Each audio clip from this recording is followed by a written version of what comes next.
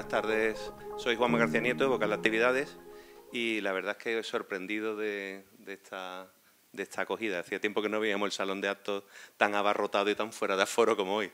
La verdad es que es un placer ver tantos arquitectos y tantos compañeros en este ciclo. Bueno, como sabéis, este es el arranque de la nueva temporada del ciclo de conferencias de Sevilla en Proceso, que ahora en noviembre, precisamente hace 4 años que empezamos, con Antonio González Liñán, en plena pandemia, sin público, y que la cosa ha ido evolucionando, creo que a bastante mejor, por lo que veo hoy. Sabéis que el ciclo fundamentalmente lo organizamos para dar a conocer el trabajo de las arquitectas y los arquitectos en Sevilla, en todo el amplio espectro de actividad que desarrollan y en todas las generaciones que podemos tener, ¿no?, en nuestro colegio. Hemos encontrado todo tipo de conferencias, todo tipo de, digamos, de trayectorias. Después de estos años, la verdad es que ha sido un verdadero placer. Y hoy arrancamos con un arquitecto que yo creo que no necesita mucha presentación. Yo creo que es uno de los profesionales más reconocidos de nuestra ciudad.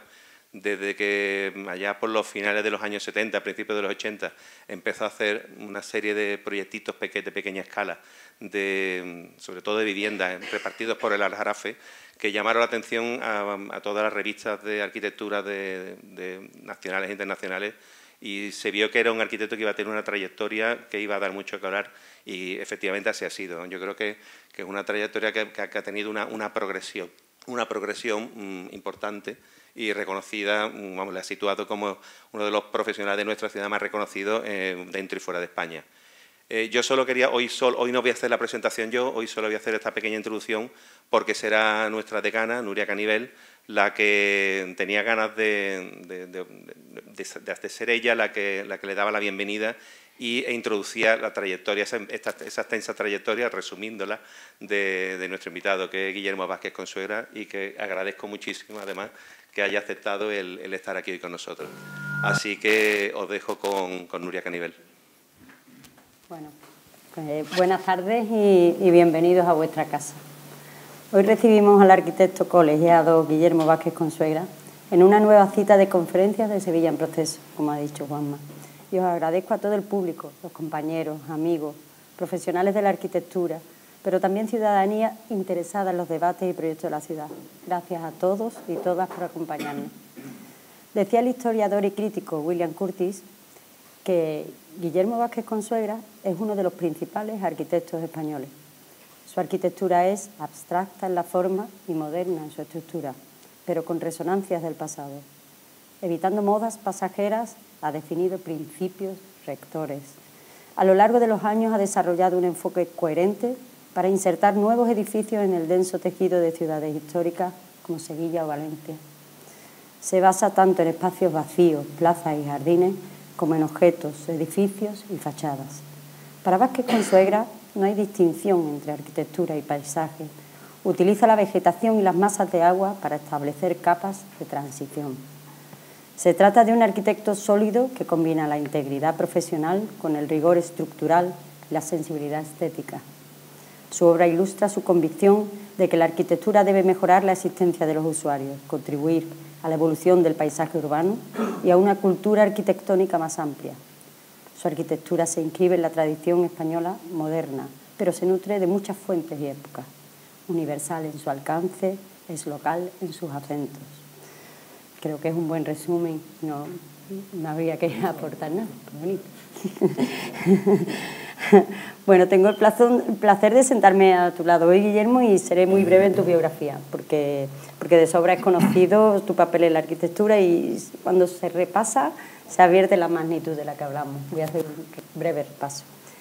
Eres arquitecto por la Escuela Superior de Arquitectura de Sevilla del año 72, medalla de oro de la Arquitectura Española del 2016, Premio de Arquitectura Española de 2005, Premio Andalucía de Arquitectura en su primera edición en 2007, Gran Premio de la Bienal Internacional de Buenos Aires de 2011, Premio a la Trayectoria de la Bienal de Arquitectura de Pisa de 2023, miembro honorario del American Institute of Architects en 2014, Eres autor de obras que han sido premiadas nacional e internacionalmente, como el Centro Cultural CaixaForum, Parque Magallanes, el Ministerio de Asuntos Exteriores de Luxemburgo, Palacios de Congreso de Sevilla, las viviendas sociales en Ramón y Cajal, la restauración del Palacio de San Telmo, el Museo del Mar en Génova, el Ayuntamiento de Tomares, la ordenación del borde marítimo de Vigo. No podría seguir. Recientemente el Centro Pompidou ha adquirido material original de 7 de los proyectos más significativos de tu trayectoria para entrar a formar parte de la colección permanente del Museo Francés. Esta tarde, de la mano de Guillermo, vamos a ver arquitectura en mayúsculas, de un arquitecto de corazón y de vocación. Este último año he tenido la suerte de poder conocerte un poco mejor a la persona, no solo al profesional. Tu saber hacer, tu conocimiento y tu sensibilidad son un referente. Os dejo con el protagonista de hoy, Guillermo Vázquez Consuegra, y su conferencia, algunas intervenciones en patrimonio. Muchas gracias.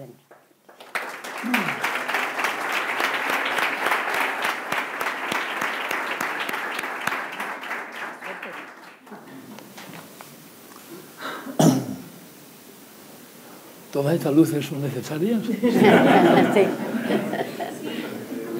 Sí. Sí, por el vídeo sí. Estamos grabando. Bueno, buenas noches a todos. Muchas gracias a Nuria por estas hermosas palabras de presentación y agradecido siempre también a su apoyo en este largo y tedioso proceso de estos últimos años con respecto al tema de Atarazanas. Me gustaría hacerlo públicamente. Veo aquí ya muchos viejos amigos y otros les doy las gracias por venir a esta charla. Incluso tiene la sorpresa de que ha venido mi primera clienta con 95 años del chalet que hice, mi primer proyecto de un chalet en Valencina. Muchísimas gracias por venir. Cuando Juanma me pidió contar algunos proyectos que tenía entre manos ahora, en proceso, me di cuenta de que realmente todos los proyectos que estábamos ahora trabajando son intervenciones en arquitectura ya existentes, ¿no? Y es que realmente yo creo que el futuro de nuestra profesión, al menos en los próximos años, y sobre todo en Europa, va a consistir precisamente en esto, ¿no? En trabajar en la metamorfosis de la ciudad, en la reinvención de la ciudad, en la transformación de la ciudad desde dentro, en lugar de expandirse. Por lo tanto, probablemente no añadir nuevos objetos, sino más bien de reducir, de transformar, ¿no? Dándole un nuevo contenido, un nuevo contexto semántico. En esta charla me gustaría mostrarles 4 intervenciones,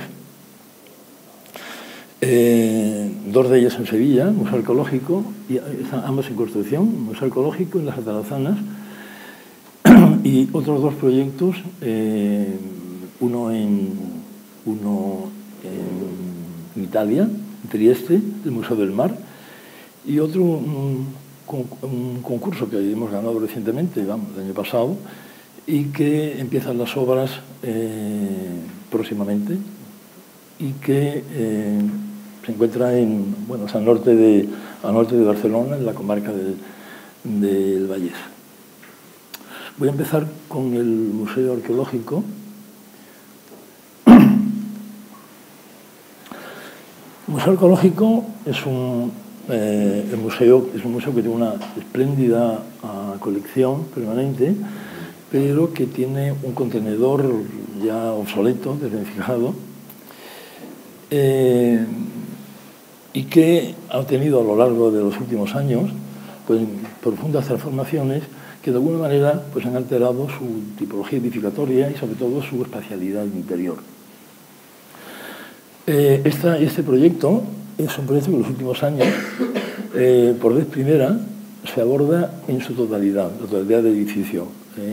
Afecta la integridad completamente del museo y será, por lo tanto, una suma de acciones de conservación, de restauración, de rehabilitación, de consolidación, de demolición de algunos de los añadidos inadecuados y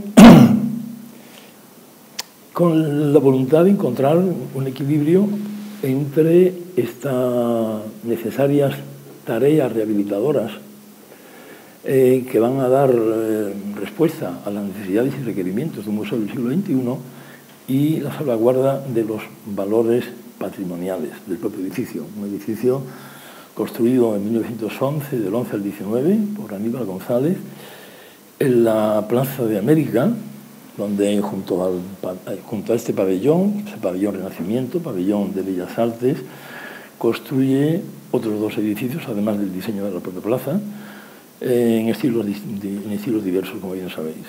El estilo bodeja, el estilo gótico, el estilo renacimiento, dentro de ese estilo que Aníbal González llamaba tradicionalismo regional. Por lo tanto, este edificio, que tiene, como veis en su tipología edificatoria, pues tiene un cuerpo central, cuerpos laterales, un cuerpo central, que es el cuerpo de ingreso, y una serie digamos, de elementos de distintas alturas que van alternando volúmenes más bajos, volúmenes más altos. Es un proyecto que puede encontrarse, hay referencias de ese proyecto, por ejemplo, este es un grabado de Juan Bautista Villalpando, de 1607, que es la reconstrucción del Templo de Salomón y que realmente reproduce esta alternancia de volúmenes, unas logias o galerías en planta baja corridas y balconadas en los laterales. Realmente esta es la planta del edificio de la exposición del año 29. El edificio tenía solo una planta, veis que por ejemplo no tiene escaleras, y tenía el acceso por la llamada sala elíptica, en el eje central del edificio, y una serie de galerías perimetrales en las salas que van alternando, las salas cuadradas con salas rectangulares, y donde se produce además esa alternancia inversa volumétricamente. O sea, las salas más grandes son las más bajas y las más estrellas son las más altas. Aquí se ve donde el recorrido, por ejemplo, pues claro, se accede por la sala elíptica y se va recorriendo perimetralmente a través de las galerías abiertas al paisaje. Claro, es un edificio en ese sentido espléndido, en el sentido de la relación con el exterior, pues estaba abierto completamente al Parque de la Luisa y a la Plaza de América. Pero tenía esas logias abiertas que han supuesto siempre, pues, evidentemente, un problema, porque es muy difícil integrarlas en el recorrido, digamos, del museo. La sala elíptica o sala oval, digo oval porque en los planos de Aníbal González es oval, después parece ser que la construcción es elíptica, pero la sala oval era así en la exposición del 29, que tenía un lucernario que tenía un lucernario de vidrio emplomado, con una orla coloreada, con un florón central, y muy abierta completamente también al paisaje trasero. El edificio, después de la exposición del año 29, permanece vacío. Hay una ocupación solo durante la Guerra Civil para el alojamiento de las tropas italianas, y después de eso, ya en el año 41, el Ayuntamiento cede el edificio al Ministerio de Educación Nacional para su conversión en museo arqueológico, porque en ese momento pues, ese museo estaba con el Museo de Bellas Artes allí en el museo actual de pinturas. De manera, y también, de alguna manera, el Ayuntamiento cedía su colección arqueológica que estaba en la Torre de Monfadrique, en el jardín de la Torre de Monfadrique, para llevarlo a este edificio. El proyecto se encarga a Félix Hernández, que es el arquitecto de zona de la Dirección General de Bellas Artes, que ya trabaja en Sevilla, en la fachada de San Hermenegildo o en el patio de los Naranjos de la catedral, y transforma ese pabellón de las Bellas Artes en el Museo Arqueológico. Y aquí ya se produce una distorsión respecto al proyecto primitivo, en el sentido en el que ya, como veis, no se accede por la sala elíptica, sino que se accede lateralmente por una de las galerías. La primera galería se entra ya, se han dividido, las salas grandes se han dividido en dos salas. Las logias no se ocupan, porque realmente es difícil integrarla, evidentemente, en el recorrido del museo, ni se van a ocupar, nunca se ocuparon los dos extremos del edificio, que son realmente unos espacios realmente impresionantes, pero que han permanecido vacíos hasta ahora. La sala elíptica pasa a ser una sala más, en este caso destinada a la estatuaria imperial romana, presidida por la estatua de Trajano, y el recorrido ahora pues, es un recorrido que es un recorrido interior, que primero pues, la parte de la derecha se pasa por la sala elíptica y se accede, digamos, en la zona de la izquierda, y se vuelve a salir de nuevo pues, por el vestíbulo, que ahora es exterior. A veces se han colocado algunas cortinas en esas logias, porque son las logias exteriores que eran complicadas. Uno de los temas que, por ejemplo, de las transformaciones importantes en esa sala elíptica, no solamente ya es su situación de una sala más, en lugar de ser la sala de recepción, de acogida, es la modificación o la sustitución, mejor, del lucernario. El lucernario es el lucernario de vidrio sin plomar, viene sustituido por uno mucho más tosco, que es ese que viene englobado en una moldura de escayola que oculta unas vigas de hormigón y unos vidrios que fueron sustituidos a lo largo del tiempo por metaquilato, que es la situación en la cual se encontraba hoy, antes de nuestra intervención. Las salas pues estaban cubiertas con pantalla de difusión. Las salas, claro, contaban, tenéis que tener en cuenta que las salas tienen una altura enorme, tenían iluminación cenital, tanto por la cubierta como lateralmente por unas ventanas altas. De manera que Félix Hernández pues, hace toda una serie de más tipologías, que no ha llegado ninguna hasta nosotros, con distintas cubriciones para tratar de controlar el soleamiento y la luz.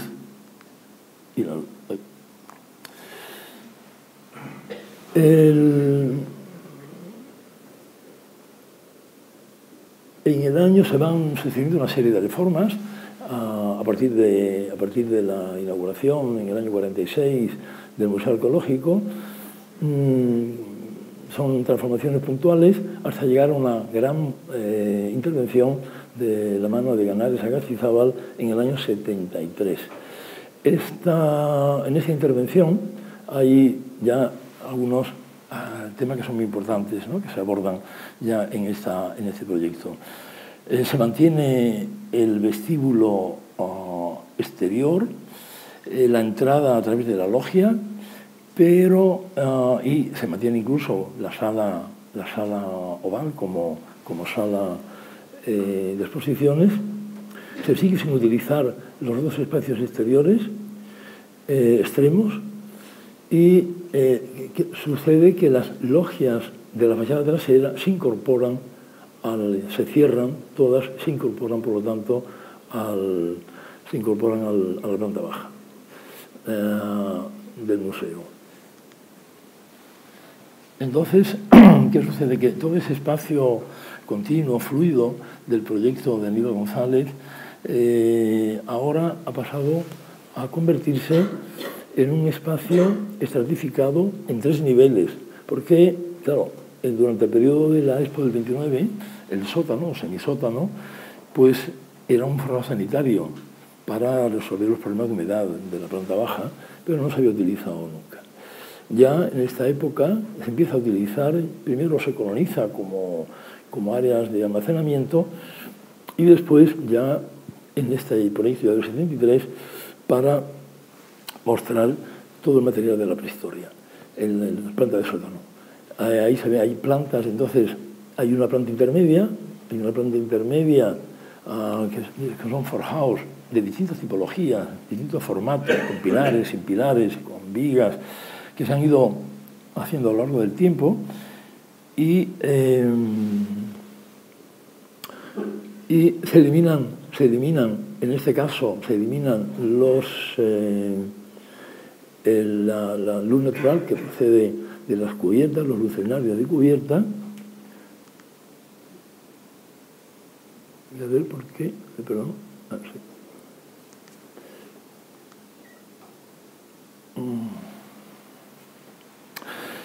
Y bien, en nuestro proyecto, a lo largo de la historia, hemos observado además que las actuaciones que tienen una mayor significación se producen en la intervención, se han producido siempre en el eje central del edificio. En nuestro proyecto, la intervención principal se va a producir precisamente en torno a la sala elíptica. Vamos a recuperar la sala elíptica como espacio de acogida, espacio de recepción, organización de grupos, zona de descanso, venta de entradas, etcétera, etcétera, acceso a exposiciones temporales, acceso al auditorio.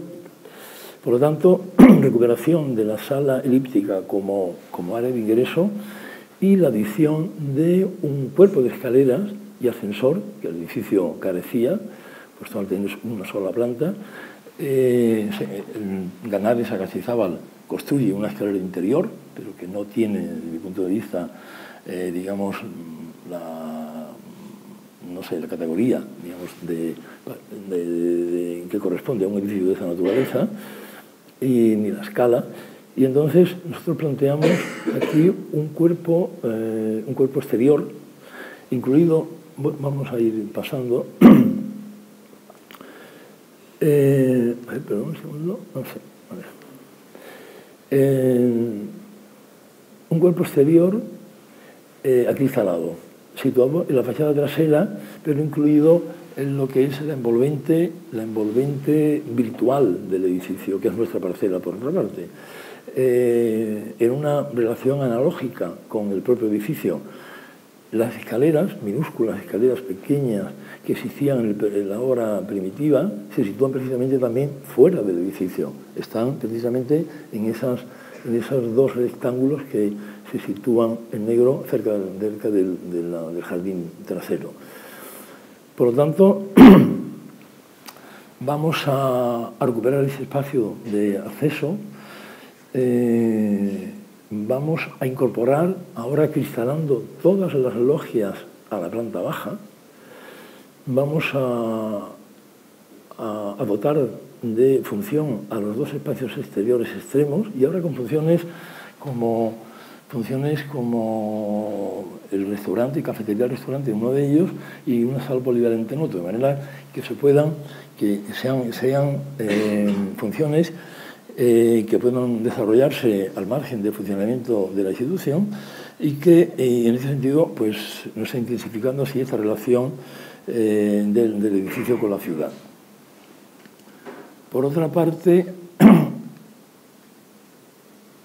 recuperaremos también la iluminación natural de los lucernarios de la cubierta. En la sala oval, aquí están los tres estados del lucernario. El del año 45 es el del centro y la nuestra, la del proyecto, es a la derecha con un elemento, que es este elemento que es de control solar, que realmente hay un lucernario acristalado por encima y ese es un elemento que impide la entrada del sol al interior de la sala. Con una geometría que ahora veremos su procedencia.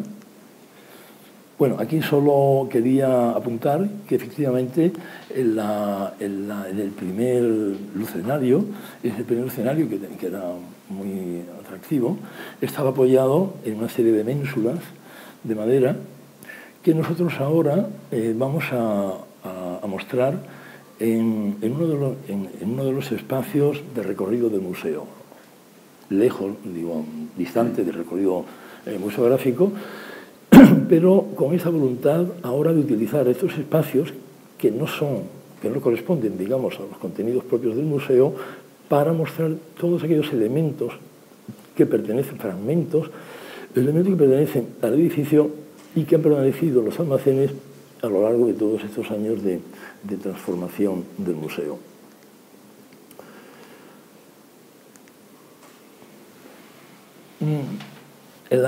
Realmente en la sala oval, digamos, la operación quizá más sustantiva va a ser la presencia de estas dos pasarelas, que realmente viene a resolver uno de los problemas atávicos, problemas irresolutos a lo largo de todas estas cadenas de transformaciones que se han producido en estos años. Siempre el recorrido, claro, al no poseer desde el principio un forjado intermedio, cuando se ha hecho el forjado intermedio, ya no cubrir la sala, se ha utilizado, y ahí se ve en la planta abajo, hay una entrada codada, que tiene 1 metro además de anchura, lo cual no cumple ningún tipo de normativa, y hemos planteado estas pasarelas que se sitúan ahora, además, en la cota donde estaba situado el lucenario en la época primitiva del proyecto de Aníbal González, porque después este otro segundo se bajó casi 2 metros, por lo tanto había achatado la espacialidad de esa sala. Aquí vemos, en la de la izquierda aparece en negro el lucenario existente, y en la de la derecha pues aparece el elemento que va a ser de control solar y la presencia de las dos pasarelas. Esta es una perspectiva de la sala oval con la adición de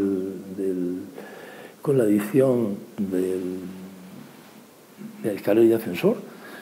Y aquí yo quería indicar que realmente en todos los tiempos se han añadido arquitecturas de su tiempo.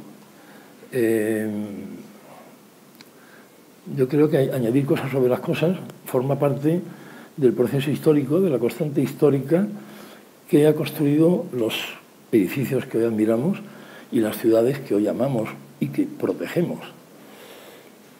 Porque es importante, yo creo que es dar un paso atrás y dejar hablar a la historia. Desde luego no lo es menos saber en qué momento depositar nuestro tiempo, nuestra cultura en el monumento. Aquí aparece la parte superior. La parte superior solo hay una sala a la izquierda de la sala oval, que es sala dispositiva. El resto son otro tipo de programas. La biblioteca, zona también el semisótano. No voy a entrar demasiado en detalles de organización funcional, pero sí me importaba mostrar, digamos, estas imágenes, sobre todo de la sala oval, porque yo creo que ahora la sala, al constituirse, digamos, ahora en el ingreso, va a permitir ahora precisamente el acceso a la cultura, digamos, a un público masivo, que realmente en la línea de los museos de última generación, que son museos inclusivos, museos para todos los ciudadanos, sin obstáculos, sin barreras, sin elitismos. Es una intervención que yo creo que, bueno, quería decir que las pasarelas que ahí veis son precisamente las generadoras, las matrices generadoras de la geometría del techo. O sea, que estas concavidades, estas convexidades que se confrontan a la convexidad de la sala oval es, digamos, la matriz generadora de la geometría del elemento de parasol, el elemento de control solar. Es una intervención que está lejos, yo creo, de la voluntad de ruptura o de discontinuidad con lo existente, ¿no? Yo creo que por el contrario, yo creo en este caso, yo creo que el lenguaje innovativo de la modernidad y el lenguaje consolidado de la historia no son antitéticos, no se confrontan, sino que por el contrario entran en resonancia y terminan siendo complementarios. Yo creo que podemos hablar aquí en este caso como de tres fases. Una primera fase, que es el edificio original; dos, la intervención; y tres, un nuevo todo, una nueva totalidad arquitectónica, una visión holística donde el nuevo todo es superior a la suma de las partes. Evidentemente, todo este proceso de intervención es siempre un proceso, es un proceso complejo y muy subjetivo, porque abordamos soluciones por separado, pero mantenemos una posición ideológica de conjunto. Por lo tanto, digamos, los abordamos de una manera intelectual, pero al mismo tiempo intuitiva. En la planta de sótano, que era la planta, digamos, donde era más necesario también por la parte de la intervención, en la sala oval, y lo vemos en la planta superior, vemos el estado actual, donde hay una serie de, realmente son una serie de bóvedas de cañón, bóvedas que no fueron ejecutadas jamás para ser vistas, que no tienen tampoco un gran interés, pero que hemos tenido que mantenerlas por razones económicas, sobre todo. Entonces, la operación quizás más relevante en esta planta es un patio inglés en la fachada trasera, que va a permitir ahora el acceso rodado y peatonal a toda la zona de almacenes, hacer una administración, etcétera, etcétera. Y también, por otra parte, la demolición de todos esos tabiques, de esos muros longitudinales, y la recuperación, ahora, bueno, recuperación, ¿no?, porque nunca realmente fue así, de ese espacio elíptico como la nueva sala de los tesoros. Porque ese sería, digamos, como el final del recorrido de la prehistoria, que termina aquí en esta sala, que se convierte en una cámara acorazada, porque contiene al elemento, digamos, a la pieza estelar, que es el del tesoro del carambolo, de origen tartésico y época fenicia, de unos 2.700 años, que se complementa en esta sala con otro que se sitúa en el centro, pero lateralmente se acompaña de otros tesoros, tesoro de Nerina, tesoro de Ígora, etc. En la fachada trasera aparecerá, por lo tanto, este cuerpo ligero, casi velado por las tipuanas que se sitúan detrás, y donde vemos que en este nuevo, que es este patio inglés, estamos utilizando todo el material, estamos reciclando todo el material, en este caso los pavimentos, recuperados tanto de la transformación del edificio como todo el material disponible que teníamos en los almacenes del museo.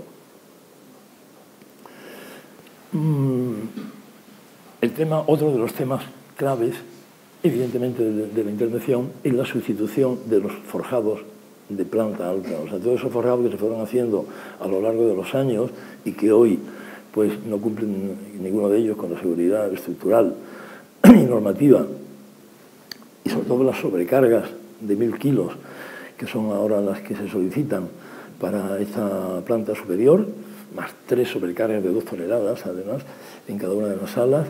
Realmente se produjeron la demolición y la sustitución por un tipo de forjado mucho más adecuados a las grandes luces de ahora, y teniendo en cuenta, por otra parte, pues todos esos temas de la iluminación, de la climatización, etc.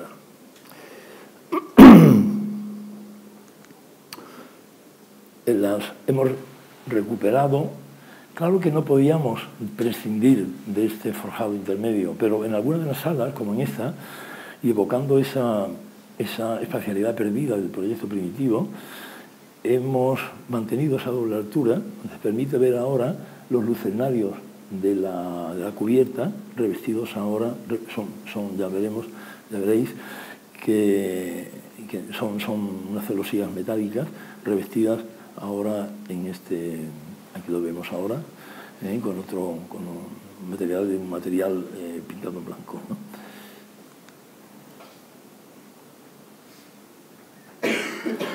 Aquí vemos como ahora se han abierto a las salas ese contacto ahora con el exterior que me parece clave y fundamental. O sea, permeabilidad, luminosidad, transparencia, al margen de otras virtudes. Pero sobre todo me parecía clave abrirse de nuevo al parque, era un edificio muy cerrado sobre sí mismo, ensimismado. Bueno, aquí quería mostrar solo un par de imágenes para deciros que el Ministerio de Cultura tuvo el acierto de sacar el concurso que ganamos en 2009. Por cierto, el mismo año que ganamos el concurso de Atarazanas, han pasado 15 años, con los tiempos largos, ¿no?, de la arquitectura. Y en este proyecto pues, salió concurso a la vez el proyecto de arquitectura y el proyecto de museografía. Por lo tanto, hemos realizado también el proyecto de museografía en un equipo con Paco Pérez Valencia y Icaria, que yo creo que sobre todo Icaria ha hecho un magnífico trabajo de levantamiento por fotogrametría de más de 2.000 piezas, ¿no?, que se ha convertido pues, en un modelo digital que es a su vez también una base de datos, porque aquí hemos estado solamente esas dos imágenes donde aparecen la localización de todas las piezas en sus vitrinas, en sus pedestales. Además pinchas en cada una de ellas y te dicen de qué yacimiento procede, en fin, el estado en el que se encuentra, tal. Eso es una base de datos, un inventario de todo el material. Solo algunas imágenes, yo creo que voy muy lento, voy lentísimo, o sea que voy a acelerar un poco. Estas son imágenes porque no hemos hecho más que demoler hasta ahora. Entonces, por ejemplo, estamos demoliendo precisamente esas galerías que estaban cerradas. Y este es el sótano, la sala oval. Estos son los forjados que se han demolido. Este era, por ejemplo, el forjado intermedio, donde... Y aquí pues aparecen ya, bueno, pues algunas imágenes de las demoliciones del edificio. Ahora han enseñado demolición, incluso en este caso, este forjado que estaba apoyado en pilares de... Bien, pasamos al segundo proyecto, que es el Museo del Mar de Trieste. Ya en la segunda o la primera mitad del siglo XVIII, la ciudad de Trieste, el puerto de Trieste, que es el puerto, la salida al mar del Imperio Austrohúngaro, alcanza un estatus de puerto franco, y esto hace que la ciudad cambie como de la noche a la mañana. Es un punto de inflexión enorme, y ya en la segunda mitad del siglo XIX, ya incluso con la incorporación de la red ferroviaria y la relación vía directa con Viena, Trieste se convierte en el segundo puerto del Mediterráneo, después de Marsella, y se produce pues, alcanza un desarrollo extraordinario con la construcción de casi un centenar de edificios que se vean alineados y en paralelo, almacenes portuarios. Uno de ellos, el Magazzino 26, habrá de convertirse en el Museo del Mar de Trieste, que aparece ahí arriba. Es un edificio de más de 300 metros de longitud, un edificio espléndido, construido por ingenieros austriacos, y donde nuestra intervención no va a ser solo la recuperación histórica del edificio a través de una rehabilitación integral, sino que se tratará de una reactivación, de una reinvención de lo antiguo con una reutilización contemporánea, como es el Museo del Mar.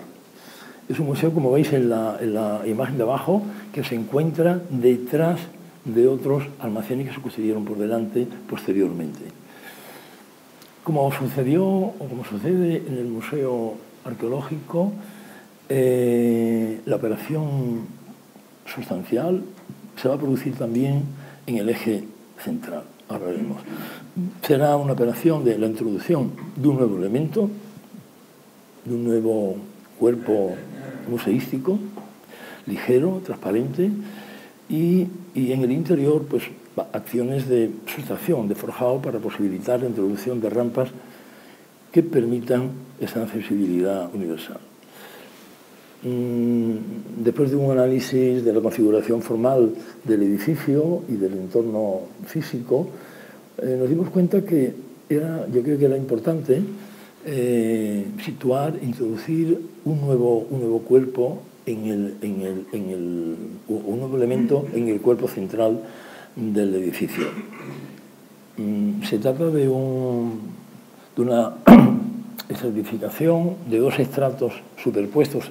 Digamos que es un elemento dual, o podemos decir doblemente dual, porque contiene una doble sala acristalada, en la doble cubierta a dos aguas, y doble también en la superposición de dos estratos, uno, la inferior, que juega ese papel de transición entre el edificio, mucho más compacto, mucho más cerrado, y el otro mucho más acristalado. Con esta voluntad de proyectar, digamos, en el interior el cielo de la ciudad y esa luminosidad, digamos, tan particular de Trieste. La Comisión de Patrimonio no nos dio vía libre a esta intervención, nos dijo que era muy alta y dimos otra solución, bajando ahora casi 1,5 metros, 2 metros, el cuerpo acristalado, que lo proponíamos porque nos parecía absolutamente fundamental que un edificio como el Museo del Mar no tuviese una presencia, digamos, del mar. Entonces, era clave que en la zona central, al menos, que es donde se sitúan los espacios que no son exactamente de exposición, una nueva sala, que llamábamos la Sala Marconi, porque ya hay una sala de Marconi en el viejo edificio, y finalmente la comisión pues, nos dijo que si queríamos un mirador, arriba tendría que ser, el techo tenía que ser horizontal. De manera que finalmente hicimos esta cubierta horizontal, triangulada, muy atada, porque claro, había que defenderse de la bora, que es el viento más conocido del Mediterráneo, un viento frío y seco que baja de los Alpes y llega hasta el litoral y que alcanza velocidades de 140 kilómetros por hora hasta 200 kilómetros por hora, dura 3 días y es una pesadilla para la ciudad de Trieste, que tiene que utilizar cadenas y cuerdas en las aceras para evitar que las personas pasen a la calzada, ¿no? Entonces, está en construcción actualmente, ya os he mostrado unas imágenes así rápido, con esa estructura atornillada que me encanta, y que realmente desde aquí, esa sería, digamos, la cota del restaurante, que se abriría tanto al mar como a la ciudad. Aquí lo vemos, en construcción. Y también otro de los elementos claves de la organización del proyecto, que es una escalera helicoidal en el cuerpo central, que va cosiendo todos estos forjados hasta llegar precisamente al cuerpo nuevo añadido.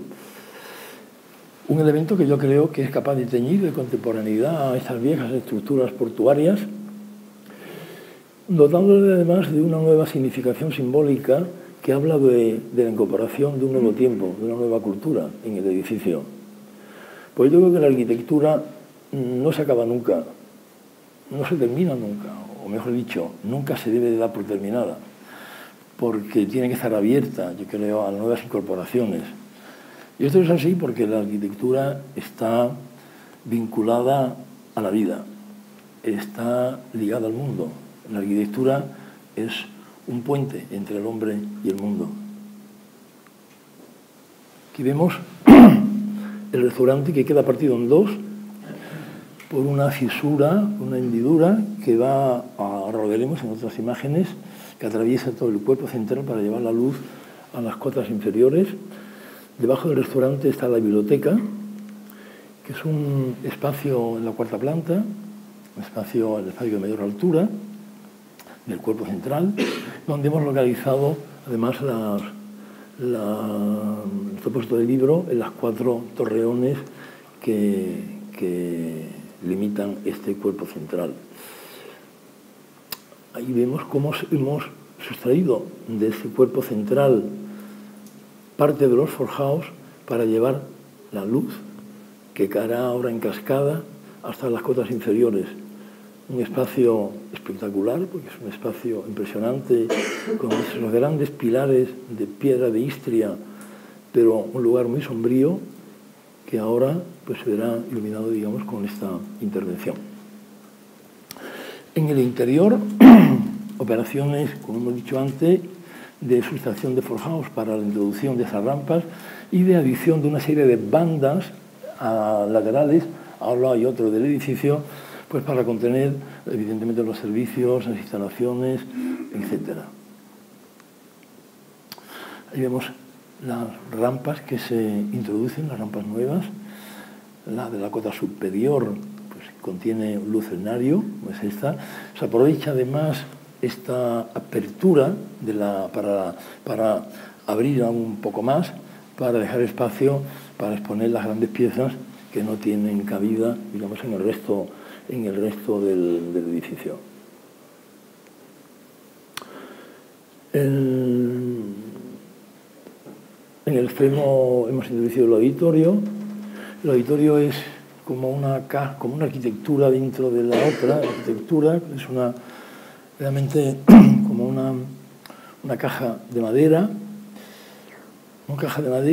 de madera oscura, que se introduce dentro del edificio existente, un poco la línea del CaixaForum de Sevilla, sí, porque, bueno, hizo un comentario que no tiene nada que ver con el discurso de la charla, pero es verdad que a los arquitectos nos gusta hacer edificios que puedan producir emociones y recuerdos memorables en la gente que lo visita, ¿no? Y esto viene siempre del lado de una experiencia fuerte. Una experiencia fuerte que normalmente suele ser el espacio quien da respuesta precisamente a esta experiencia, ¿no? Pero a veces viene de la mano de los materiales, de manera que a veces cuando se utilizan muchos materiales, a veces se convierte en un muestrario, esta experiencia se debilita. Yo creo que en este caso limitar significa reforzar. Y también nos hemos ocupado del exterior, la gestión de rampas y tal. En definitiva, una intervención conservadora planteada desde el respeto y la puesta en valor de los espacios espectaculares, porque son realmente espectaculares del interior del propio edificio industrial, procurando una continuidad histórica y física. Una continuidad que yo la entiendo como esta injusta posición de estratos históricos, como añadir cosas sobre las cosas que ya existen, enriqueciendo los valores patrimoniales y la memoria de la ciudad en el tiempo. Este es el proyecto de rehabilitación del Castell Nou de Llinars del Vallès.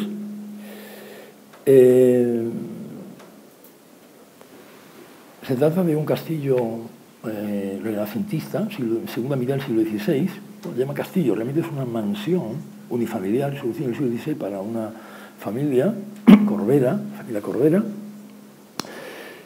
Pero que después, a lo largo del tiempo, en el siglo XIX, ya se divide en 3 viviendas, también para miembros de la misma familia, y ahora pues el ayuntamiento se encuentra en un sitio privilegiado, en un altozano del pueblo de Llinars, y en el espacio central de un parque público. Entonces el ayuntamiento lo ha adquirido para un uso mixto, administrativo-cultural. Por lo tanto, nuestro edificio tiene 4 plantas, planta baja y planta superior. Planta baja y planta superior la destinarán a exposiciones, auditorios, etcétera, actividades culturales, y las 2 plantas intermedias para las funciones, digamos, más representativas, públicas del ayuntamiento. Voy a hacerlo muy rápido, porque quiero decir que me voy a hablar solo también en la línea de intervención sobre el eje central. En este caso, al tratarse de un cuadrado, es la operación relevante la vamos a hacer en el patio, en el espacio central del patio. Se comunica de una serie también de espacios exteriores que el proyecto trata de hacer, digamos, más comunicativos con el espacio central, que es este, ¿no? El patio central es así, en la imagen de la izquierda y a la izquierda de la imagen de esa, pues aparecen 2 pasarelas, ¿no? que se han añadido ya en el siglo XIX, y la tercera planta de la fachada frontal, que precisamente son los baños, ¿no? Entonces, bueno, digamos, en esas plantas vemos que se ha introducido pues un nuevo ascensor que no había, una nueva escalera de emergencia, los servicios, y ahí van apareciendo pues las transformaciones que se van produciendo en las plantas. Pero lo que me interesa destacar aquí es precisamente la conversión del patio, porque al cubrir el patio con esta cubierta de cristal, de vidrio, estamos resolviendo no solo, digamos, un tema de funcionalidad al posibilitar un mejor uso del patio, sino además el patio se va a convertir ahora en un regulador térmico del edificio y va a resolver 3 cuestiones que me parecen que son importantes. Una, que es la iluminación cenital de las salas de la planta bajo cubierta, que esa planta bajo cubierta es espléndida, es una estructura de madera espectacular, pero muy baja y muy oscura. Entonces necesitábamos introducir una iluminación natural, un lucernario, porque no podemos modificar las fachadas, y también el acceso a esas plantas, a través de una pasarela ahora perimetral.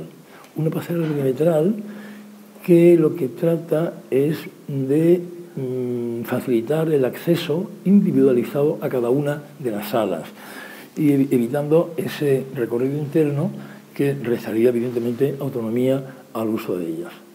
Ahí aparece en esas 2 secciones. Esa es la pasarela. De la estructura de la cubierta descuelgan además la pasarela, de manera que un solo mecanismo, un solo dispositivo resuelve las 3 cuestiones. Otro tema es resolver la accesibilidad total del edificio, porque el acceso principal tiene una serie de escaleras, por lo menos hay que introducir nuevas rampas, de manera que con los mismos muros, es decir, con la misma textura de estos muros, haremos nuevos muros, resolviendo ahora con la incorporación de todas estas nuevas rampas que van a permitir ahora pues igualar la cota del patio interior con la del acceso, con otra cota también de otro de los espacios exteriores que se vienen utilizando para muchas actividades en el pueblo.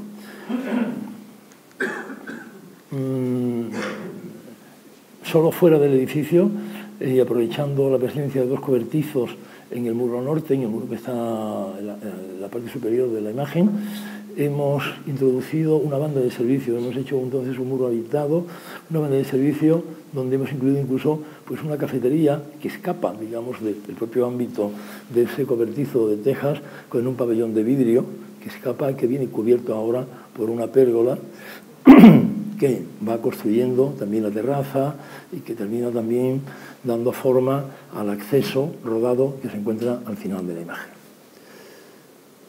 Esta sería la imagen ahora del nuevo patio, del nuevo edificio rehabilitado. Y, bien, las atarazanas. Bueno, un poco de agua antes.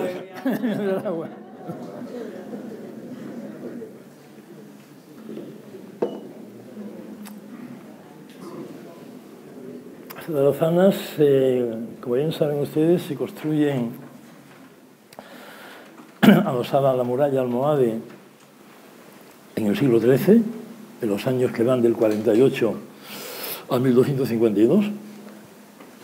Voy a mostrar algunas imágenes de las atarazanas a lo largo de estos siglos, en estos grabados que son tan bonitos, donde se puede apreciar cómo la fachada de las atarazanas ha ido cambiando continuamente a lo largo de los siglos. No me voy a parar analizado, voy viendo solo, la veis, está ahí al fondo. Delante está el espacio que se viene a llamar la Resolana del Mar, se llegan en vacío, y donde aparecen esas ventanas, por ejemplo, ahí en esta, ¿no? Que son ventanas, son viviendas que se construyen dando precisamente a la fachada al río, que es la más atractiva. Vamos cambiando de fachadas a lo largo del tiempo. Las atarazanas se construyen, se han mandado a construir con la corona de Castilla y León, siglo XIII, para el control y el dominio del estrecho. Entonces son estas 17 naves. La atarazana es un arsenal de marina de guerra para la construcción de barcos de guerra, en este caso galeras. Y son 17 naves, de las cuales estas en rojo son las de las que nos ocupa nuestro proyecto, y las otras son las que hoy ocupan el Hospital de la Caridad y Hacienda. A ver. Realmente las atarazanas, claro, las atarazanas funcionan como astilleros solo por 2 siglos. O sea, en este magnífico trabajo de Pérez Mallaína ya se habla que hay un documento que se habla que en 1420 es la última gran armada de galeras que sale de las atarazanas de Sevilla. A partir de ahí ya no se construyen más, solo alguna de forma esporádica. O sea que es un astillero que digamos, mantiene esta actividad de construcción de barcos solo por 2 siglos escasos. Y ya vamos viendo cómo a partir de ahí se convierte ya en un cúmulo de edificios, de almacenes, de viviendas. Realmente hay viviendas, se construyen viviendas buenas, la vivienda, por ejemplo, para el alcaide de las atarazanas, pero también son viviendas que es un corral de vecinos. Es el corral de vecinos, por ejemplo, en el siglo XVI, el corral de vecinos más extenso de la ciudad. Eso es importante señalarlo porque parece que es que las atarazanas han funcionado las atarazanas hasta antes de ayer, ¿no? Ahí veis como, por ejemplo, en la 2 de mayo, que da a la izquierda, ahí en el siglo XV los Reyes Católicos trasladan, en el periodo de los Reyes Católicos, en la ciudad trasladan las pescaderías, porque estaban situadas en la Plaza de San Francisco, y claro, aquello olía muy mal, y entonces dijeron eso, hay que sacarlo fuera de la ciudad, y las llevamos a las atarazanas. De manera que ya en el siglo XV esa primera nave se destina a pescadería, que tiene incluso dos plantas. Tiene una anteplanta donde viven las pescaderas, con balcones que dan precisamente sobre esa nave. Y se van, por ejemplo,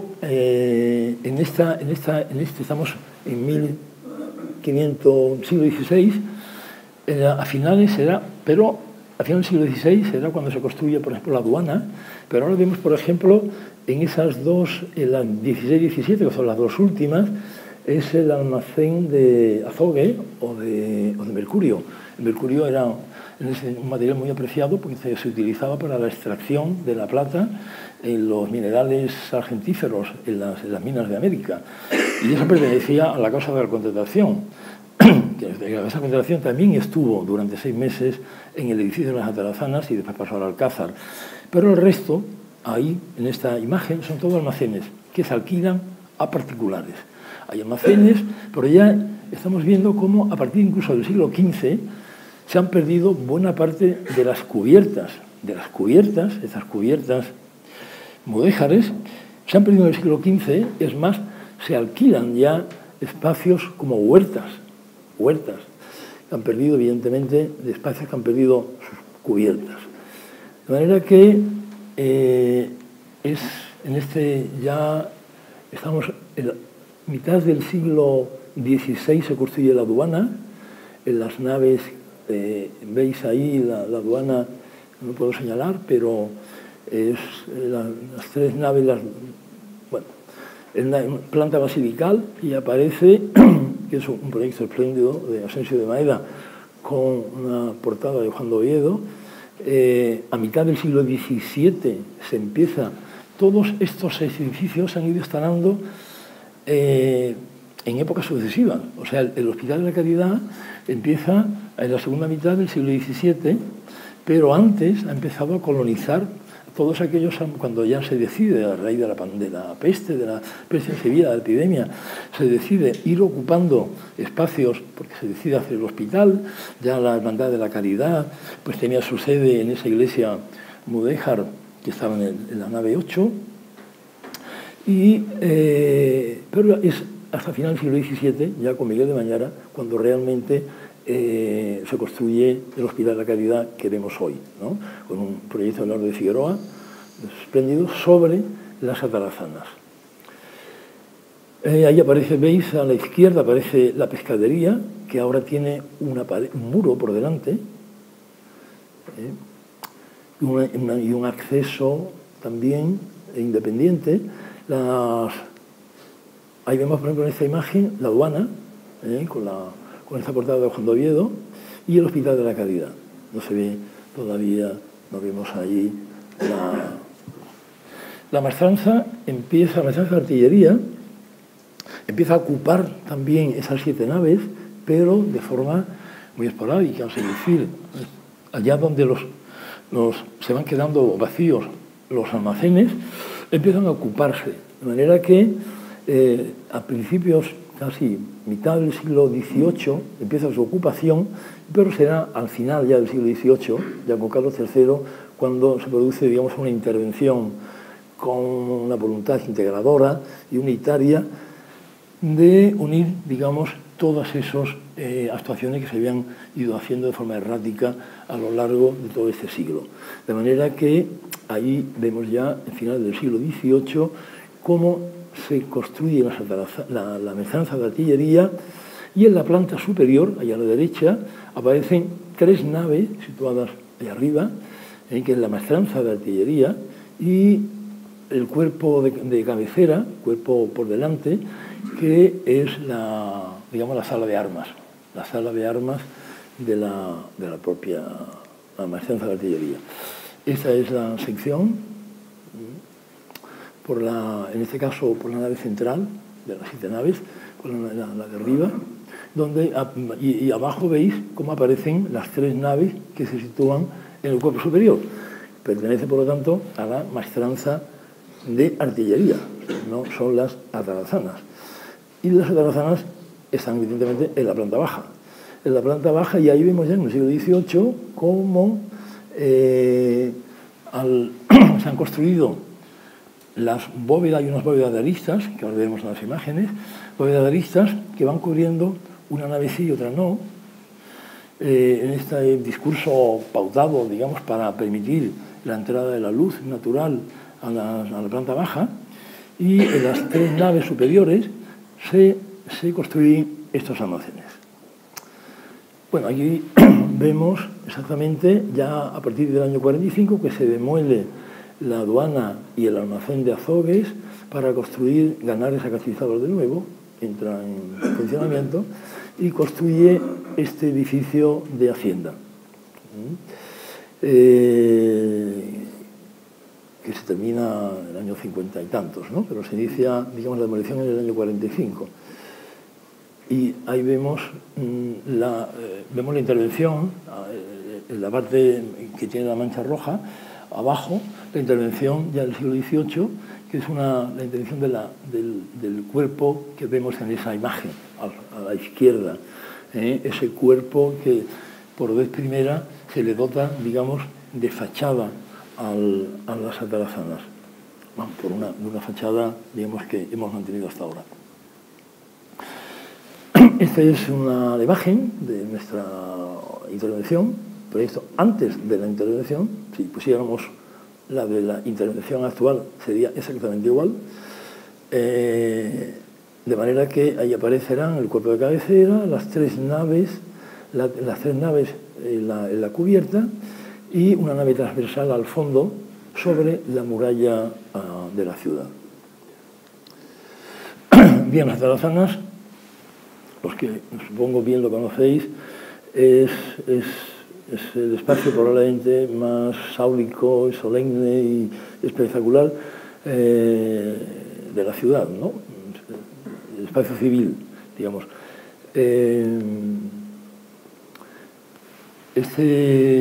Los sucesivos rellenos que se producen a partir del siglo XVI, que en el siglo XVI se rellenan las naves. Este no es un relleno de antes de ayer, ¿eh?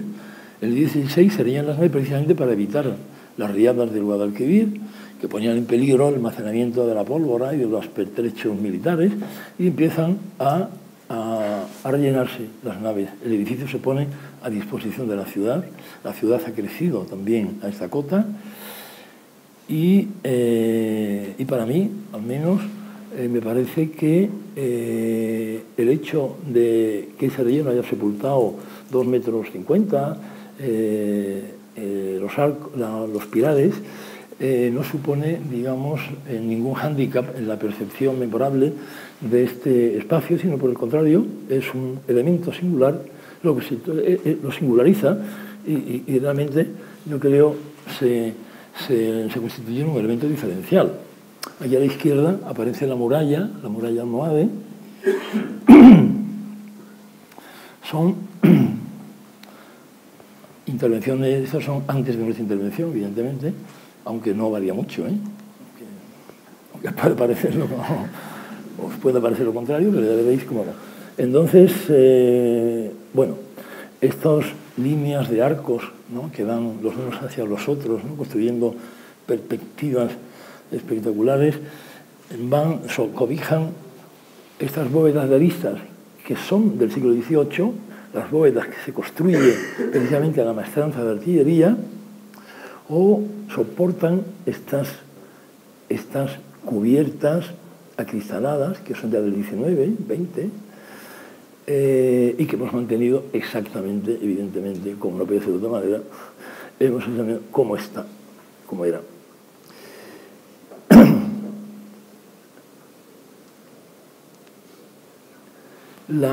Precisamente la continuidad del espacio y la coincidencia de su cota con la cota de la calle, yo creo que expresa expresa su máximo potencial y habla de cómo habrá de ser su relación con la ciudad.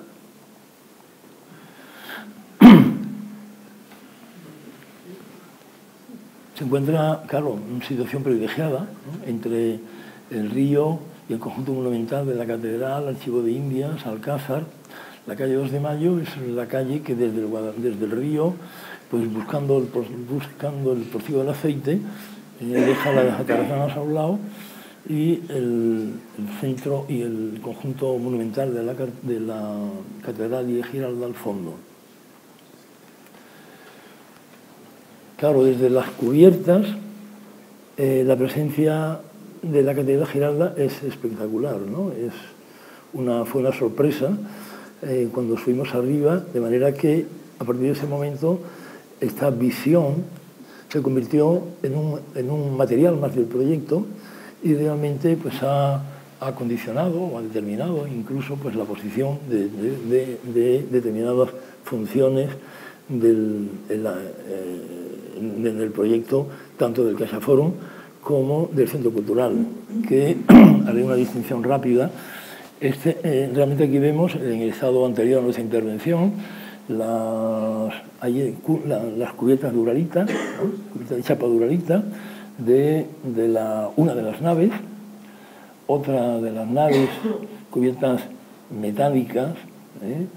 Ahí buena parte, digamos, se perdió, buena parte de las naves perdieron su forjado, aquí lo veis, y no tenían, o sea, perdieron por distintos motivos, de manera que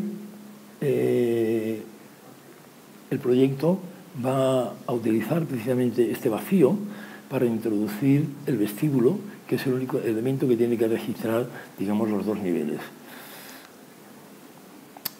Ahí vemos el estado anterior a nuestra intervención, chapas metálicas.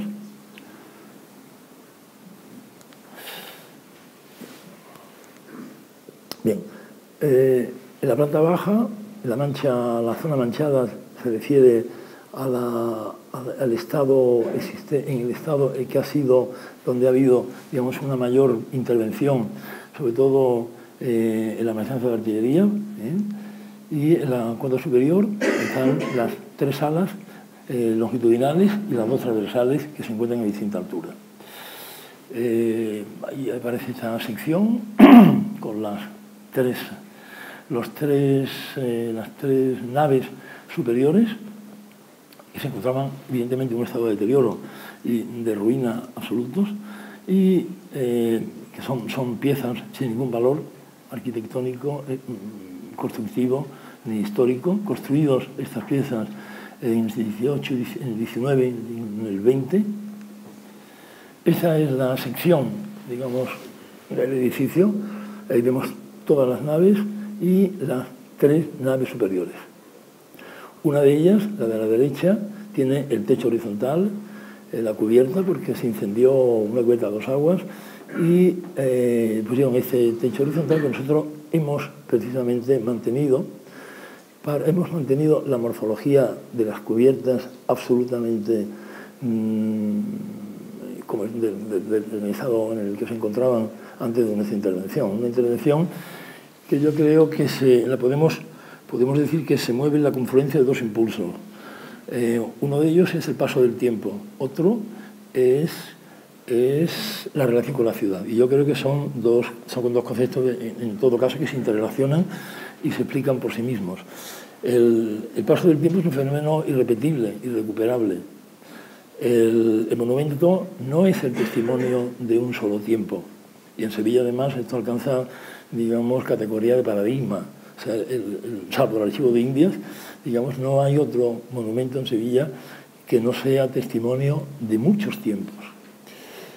Y es precisamente en este hacerse a lo largo del tiempo, identificando su proceso de construcción con el propio de la evolución de la ciudad, lo que lleva implícito el hecho de aceptar como valor singular la presencia de todos los estratos que se han ido depositando a lo largo del tiempo. Por otra parte, un edificio como este no puede ser considerado como un edificio arqueológico aislado, un artefacto ensimismado, sino que forma parte esencial del tejido urbano de la ciudad, de la historia urbana. Y ha sido así siempre. O sea, las relaciones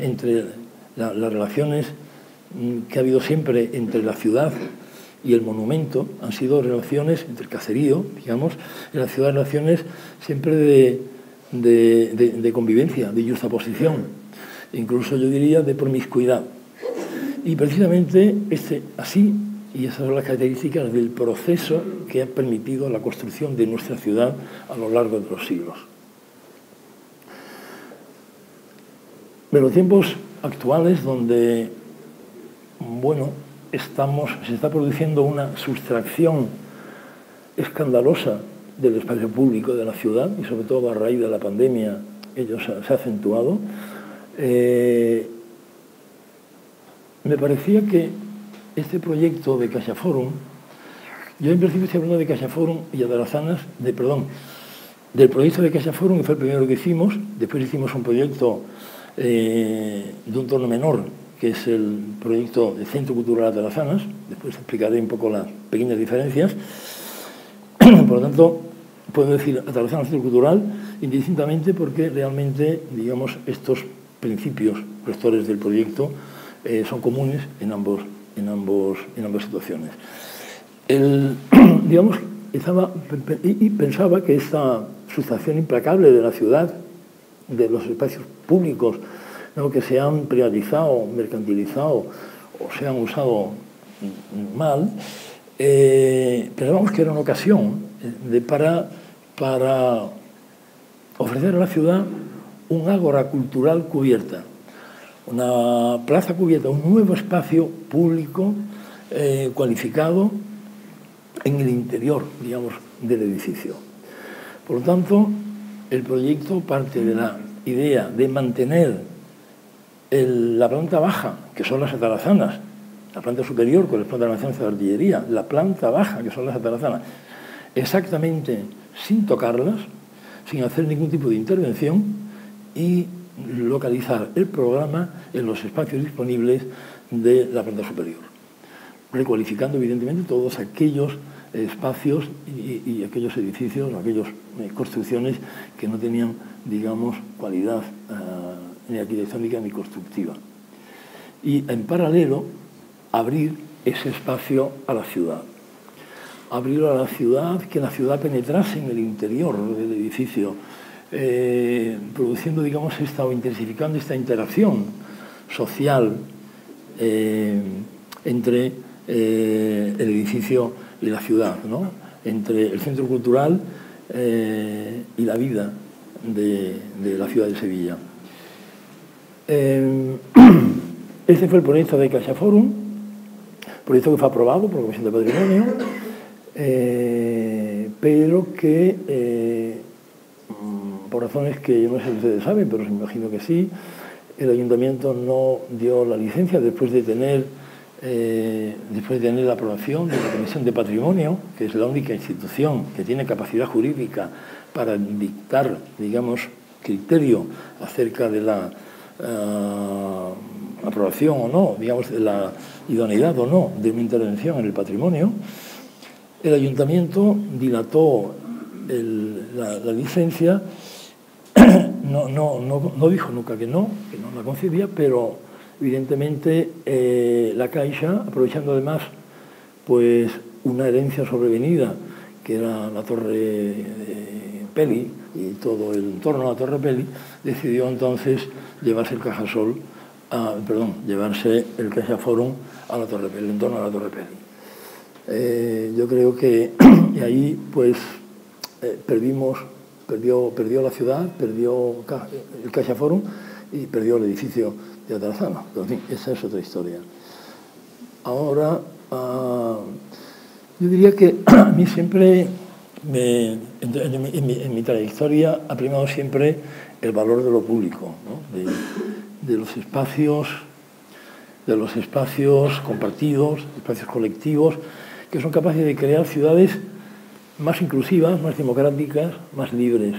Hoy estos espacios, en la mayoría de las ciudades, se han convertido en espacios de consumo y han perdido su carácter cívico, ¿no? Siempre he creído en la arquitectura cívica con una fuerte implicación urbana, y en la idea que mantengo y que comparto de que la ciudad, que es la creación, digamos, más hermosa de la humanidad, la ciudad es muchísimo más importante que cualquier edificio considerado de forma aislada, ¿no? Esto tiene que ver con el tema de la dimensión urbana de la arquitectura, que es un tema que yo creo que pues, transita pues, desde entonces, desde mis primeros proyectos, en toda mi obra, ¿no?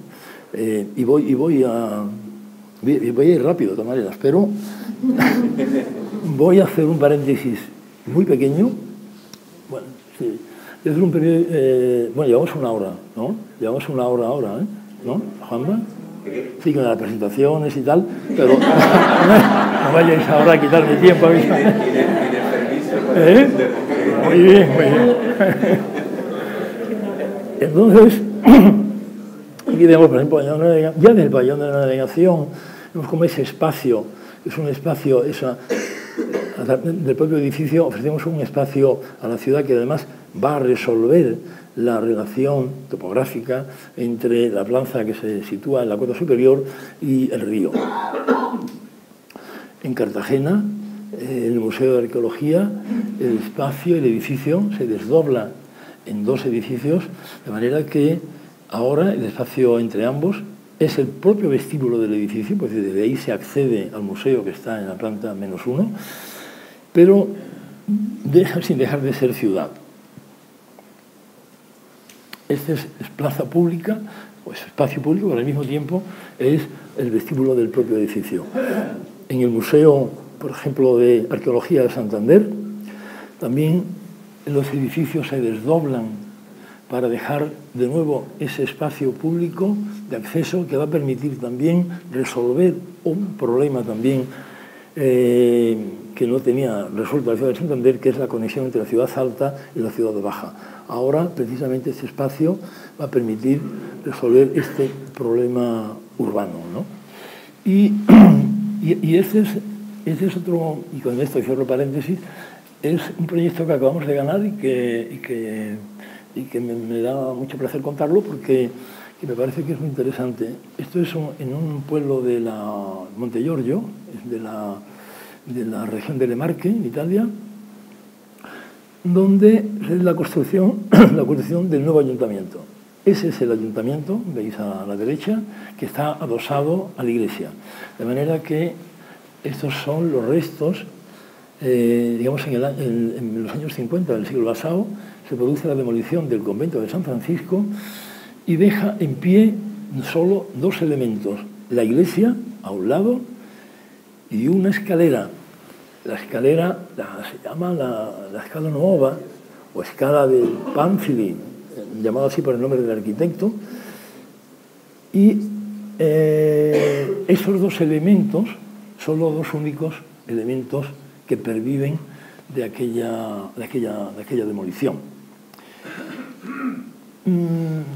¿Nosotros qué hacemos? Demoler ese edificio. Este edificio incluye en su interior esa escalera, pero está absolutamente camuflada, ¿no? Entonces, lo que hacemos ahora es, ahí veis la escalera, es reducir al máximo ese espacio, dejando reservado solamente esos espacios a un lado y otro de la escalera para las funciones más públicas del ayuntamiento, y crear un nuevo espacio entre los dos edificios, un nuevo espacio que es un pequeño teatro al aire libre y que va a tener acceso a tal. Desde aquí lo veis, de manera que las funciones administrativas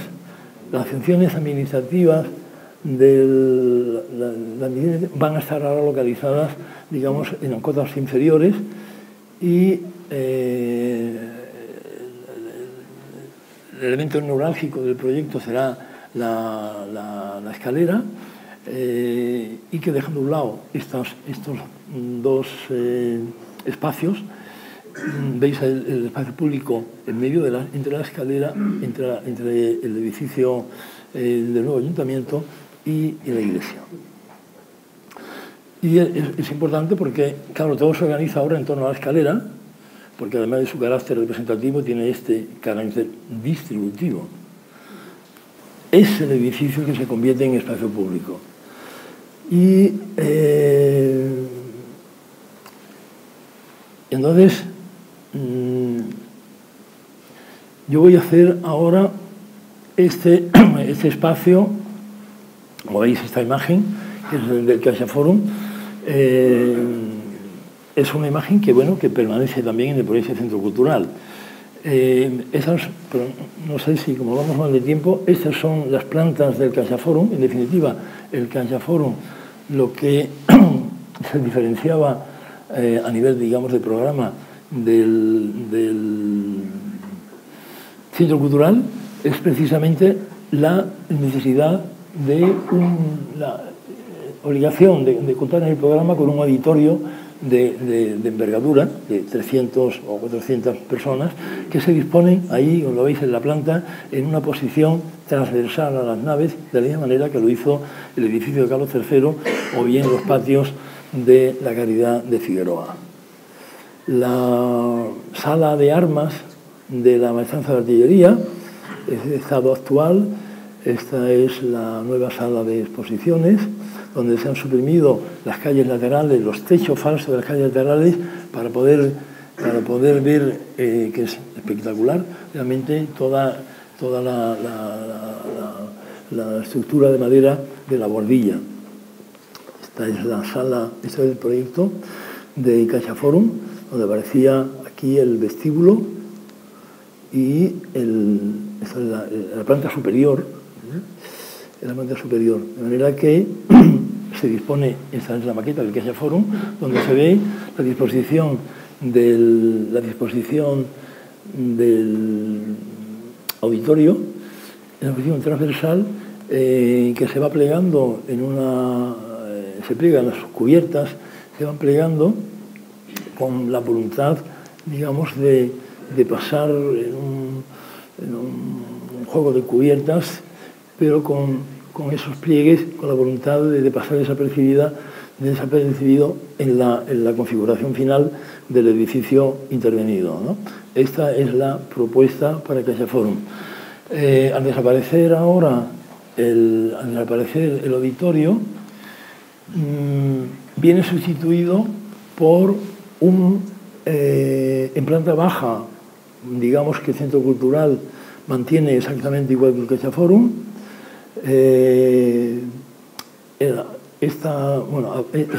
Ambas plantas corresponden a la planta baja, a las atarazanas, donde se sitúan la zona de logística, en la parte alta de la imagen, una zona de sobre todo en la intervención que se hace en el siglo XVIII, pues ahí, que tiene una escala menor, puesto que es donde colisionan ambas estructuras, introducimos también la administración, y en verde está la tienda. A la derecha, en rojo, son las nuevas construcciones, que son como cajas que se van introduciendo sin tocar los muros en el interior de ese espacio.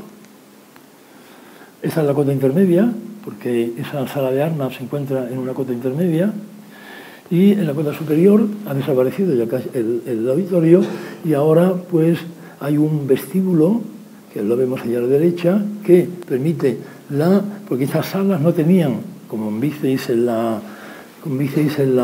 el plano de la Maestranza de Artillería, no había una conexión entre ellas. Por lo tanto, se necesita ahora un vestíbulo transversal que las comunique y las ponga en relación. De manera que planteábamos una cafetería, restaurante en la nave más abajo, y talleres polivalentes y tal en el resto de las salas. Bueno, este proyecto, bueno, finalmente fue acordado entre la Consejería de Cultura, Caixa y ADEPA, porque después de tener la aprobación también de la Comisión de Patrimonio, pues se firma este convenio, de manera que, y en ese convenio, uno de los temas importantes fue la excavación de 2 naves, que ahí está, que estaba previsto en el proyecto, pero que finalmente no se ha podido hacer esa excavación. Pero ahí ¿veis? Ahí se ve la excavación de las naves 6 y 7, hasta alcanzar una cota que ahí en el proyecto pues hablaba de la cota menos 5 metros más abajo. Después ya se ha demostrado a través de las catas que se han ido produciendo a lo largo del proceso de construcción del proyecto, de que realmente la cota primitiva de la Satarazana estaba a 2,5 metros, más o menos, digo, porque estaba en pendiente hacia el río, de manera que la excavación habría de hacerse, por tanto, hasta la cota 2,50, no la cota menos 5, como está ahí en el proyecto. Esta es la cafetería, que es en la nave 2, y sobre la cubierta de la nave 1 se planteaba esta cafetería, que también pues, fue suprimida dentro de este mismo acuerdo, entre otros. Y ahí vemos esta sección donde ese auditorio ha sido sustituido por este vestíbulo transversal. Un vestíbulo transversal que mantiene esas quebradas cubiertas a 2 aguas que se corresponderían con las naves que tienen por delante, y que estamos hablando ahora, por lo tanto, de intervención en la zona de maestranza de artillería. Este es este vestíbulo. Ahí arriba, en la cota superior, veis la situación actual, y abajo sería la del proyecto. Esa es la maqueta donde aparece ese vestíbulo.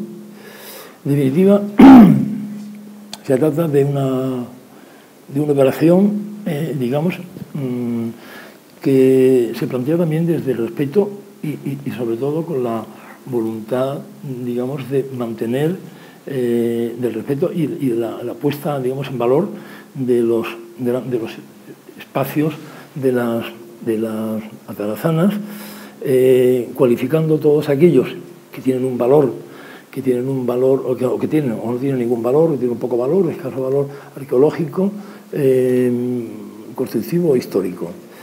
El vestíbulo es donde el vestíbulo lo vamos a incluir precisamente en ese espacio donde no teníamos. Ya pasamos ahora, pues ya vamos terminando.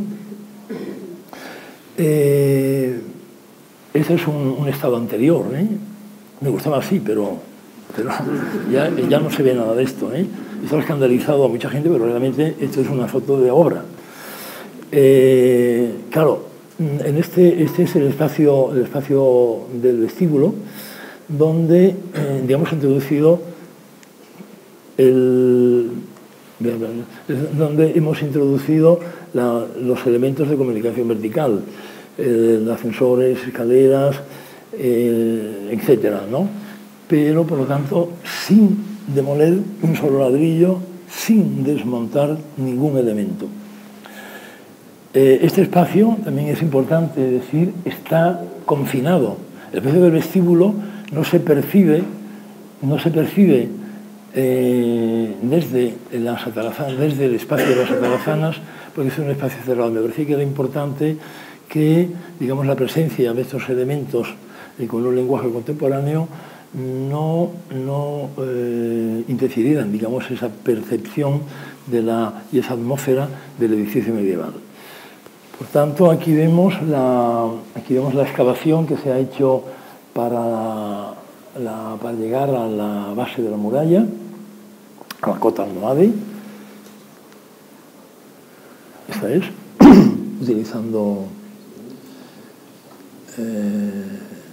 esa tecnología del muro berlinés. y esta es la excavación y así realmente en las primeras lluvias anegaron completamente este espacio, porque este espacio se encuentra a la cota -2,50, -2,40. Los piezómetros que se mantienen en las naves para conocer cuál es el nivel de agua, a lo largo de toda la obra, han demostrado que en la nave 7, que es medianera con la Caridad, el agua entraba a un nivel -1,60, -1,80, 2 metros máximo. Es un agua que proviene del subfreático y que es un agua que proviene probablemente de fuga de las redes, pero también tiene fugas también de redes de saneamiento, porque el agua que se ha analizado contiene partículas fecales. Por lo tanto, proceden de un colector también que se encuentra al otro lado de las atarazanas, ya en la Caridad, y que según nuestra ingeniería, la ingeniería del proyecto, es el responsable de, entre otras cosas, de la fisura de la Caridad, y no nuestra obra, ¿no? Entonces, en todo caso, ahí vemos la barbacana, la muralla al fondo, la barbacana, y en el estado actual, estado en que se encuentran. Otras, bueno, aprovecho para decir con esto que efectivamente la Junta de Andalucía y la Caixa decidieron en su momento no excavar, puesto que efectivamente si se excavase a la cota de -2,50 se quedaría negada y sería intransitable, no tendría sentido hacerlo. Por lo tanto, no se ha excavado. No se ha excavado en las naves, se ha excavado la zona de la muralla y no se ha excavado las naves. Aquí vemos, por ejemplo, aquí estamos se están reparando las cerchas de madera de las naves superiores. Las naves que se cubrían con cubiertas metálicas han sido, como aquí pueden verse, se han restaurado todo el material, se ha desmontado, se ha vuelto a restaurar. Claro, efectivamente se han sustituido los vidrios, se han colocado exutorios, ahora para salida de humos.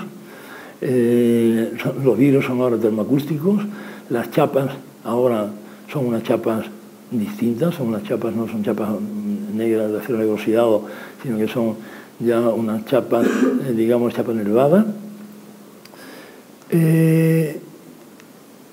ahí vemos la situación ya acabada de estas naves. Vemos cómo el espacio de atarazanas se ha mantenido tal cual, se ha sustituido, digamos, el pavimento que tenía, pues claro, lo importante y lo que era trascendental, digamos, para el uso del edificio es dotarlo del equipo técnico necesario para que este espacio polivalente pueda acoger cualquier tipo de acontecimiento o cultural, ¿no? Aquí vemos, es muy importante porque el trabajo sobre las arquerías hemos mantenido, digamos, en un sentido casi rusquiniano, el paso del tiempo, porque hemos, ahora lo veremos en algunas imágenes, reparado aquellas intervenciones que se habían hecho mal a lo largo del tiempo, a lo largo de tantos siglos y con tantísimas transformaciones como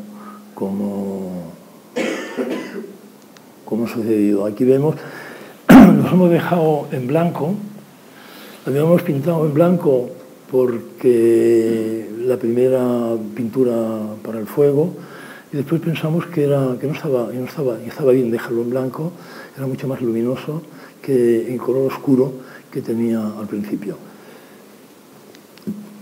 Aquí vemos cómo aparecen unos carriles, porque claro, el tema clave y fundamental en todo esto es cómo introducir las instalaciones en este espacio.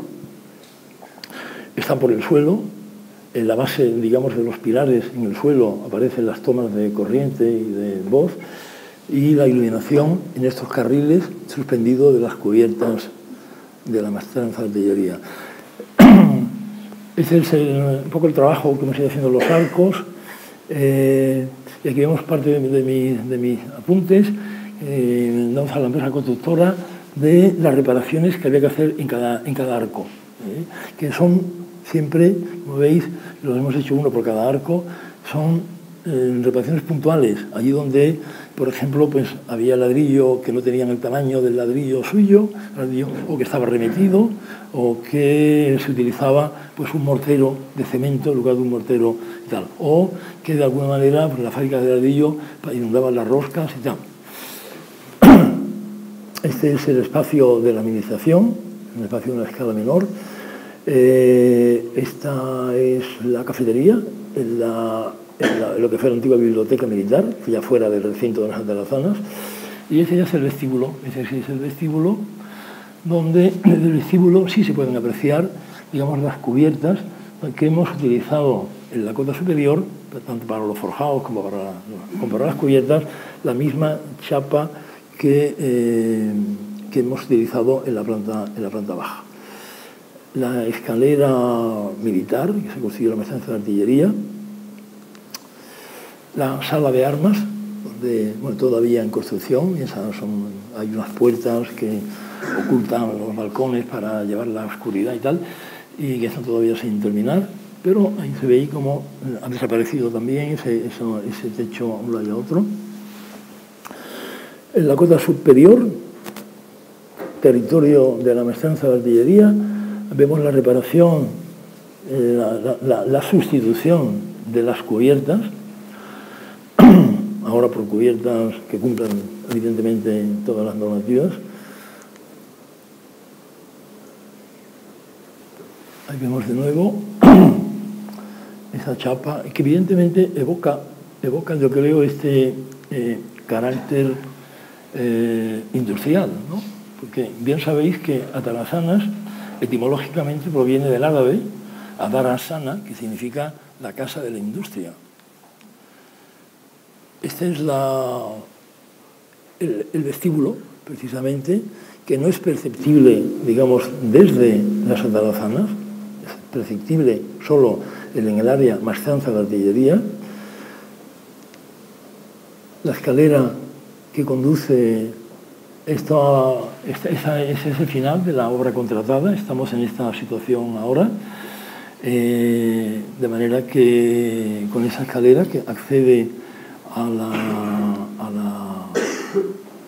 esa escalera que accederá a la cubierta plana, y la vemos. De manera que es un proyecto, por tanto, que entiende las Atarazanas como esa superposición de estratos históricos como consecuencia del depósito de las distintas culturas sobre el monumento a lo largo del tiempo, respondiendo así a la complejidad del verdadero discurso de la historia. Nuestro proyecto asume esta complejidad y se distancia del conservacionismo dogmático que fosiliza la historia al anclarla en un solo momento, al anclar en el momento de su construcción, impidiendo la aportación, las distintas aportaciones a lo largo del tiempo de valor arquitectónico. Porque la arquitectura ha vivido y se ha desarrollado siempre así, a través de mestizajes, de intercambios, de cruzamientos. La tradición tiene que ser mantenida, sin duda, pero ha de ser vivificada, fertilizada, fecundada por estos intercambios de cultura. Y termino con una frase que me parece clave de Gustav Mahler, que dice: la tradición no consiste en adorar cenizas, sino en preservar el fuego. Muchas gracias.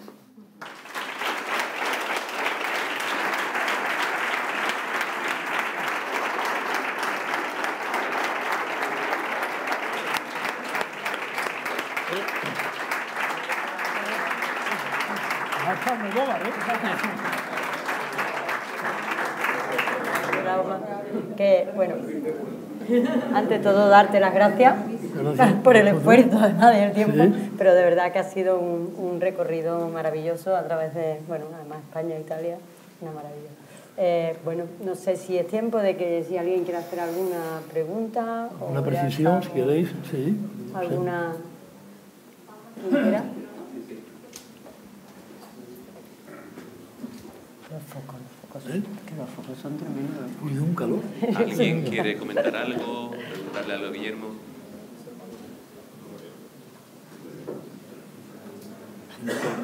Corta ya, entonces. Muchas gracias. Perfecto. A todos. Pues nada. Pero vamos, yo estoy dispuesto a contestar cualquier pregunta que me hagáis. Bueno, es una maravilla ver la sala así, de verdad, bueno, que creo que, bueno, puede volver cuando quiera. Vale. Venía a contaré el proyecto arqueológico. Bueno, el arqueológico para el 29 tiene que estar acabado, ¿no? Pues sí, eso que va a ser siempre un placer a ti y a todos los colegiados. Esto es el sitio que queremos crear. Vale. Muchas gracias.